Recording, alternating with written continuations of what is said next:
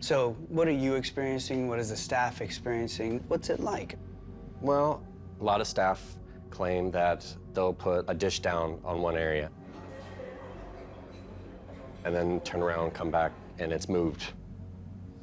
Silverware just rearranged in odd positions. So they don't see it move as much as it's just moved? It's just moved, yeah. Okay. What would you say are the places in the hotel that require the most focus? Generally, in the old men's bathhouse. Back in the day, women would go to one side and do everything, men would go to the other. If you're a woman, you just feel unwelcome in there. That makes sense. And sometimes it is very aggressive.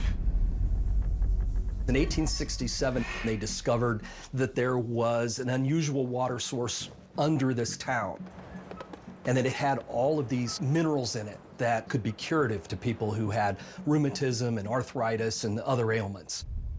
Then in 1884, a woman named Anna Shearbaum came here with her husband, and she was an invalid. She came here, took a series of baths, and suddenly was cured. And that's why she became totally enamored with the place, Yeah, right? and she convinced her husband to invest and build this hotel. So they opened this hotel and it did huge business. Yeah. But then Anna Shearbaum passed away and put things into the hand of her son, Ben. Now, Ben Shearbaum loved the place and decided to settle in, and he married the daughter of a merchant, and they didn't get along well. She eventually left him about 4 years after they got married, and it sent him into a terrible spiral. And eventually he just lost it. He had taken a shotgun and a curtain rod and pulled the trigger with it and blew his own head off. Downstairs, right off the hallway. So what are some of the claims here? It was like a Monday or Tuesday night. We were really slow. And I was behind the bar, and I happened to glance up at the upstairs dining room and happened to see like a woman.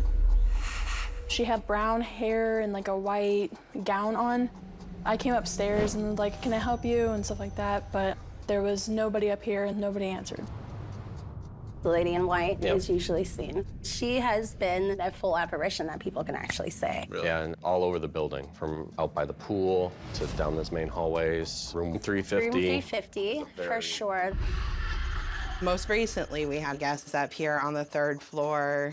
They were laying in bed and she felt something like holding her legs down. So she had woke her husband up, and once that pressure kind of relieved, they packed up their stuff. They did not want to stay here at all. We do have a lot of staff that don't like to come up here on the 3rd floor. We have a lot of housekeeping that won't use that end staircase because it kind of freaks them out. The 1920s come along, and they had a new owner. His name was Conrad Pabin. Okay. And I've always described him as being one of those guys who was sort of obsessed with this place. He wanted to do everything he could to keep this place going. But the bad news was the stock market crashed and the depression hits, and none of it worked. Eventually, in '33, he committed suicide too. He took poison. One of the first times when I realized that this place was, had things, I was actually upstairs on the 2nd level in here, and I heard my name. And I figured it was the cook at the front desk because he lives here. I said, Greg, did you say my name? And he said, no. And I said, are you sure? And he said, yeah, they're just letting you know they know your name. Really? So when you heard your name called, was that a female voice that called you? No, it was a male. It was a male, okay. I like to look at it as Tom Rogers. He was one of the last owners that killed himself here. Eventually, Tom Rogers took over the hotel, and everybody knew him as kind of an eccentric. He was just an odd dude. And he just loved to be here and wander the hallways all the time and just wander around this place. Well, then one morning in 1962, the couple of staff members that he had came up to the room where he stayed in, and they found him dead in his room. Nobody really could explain it, but they just sort of let it go because he was just such a strange guy.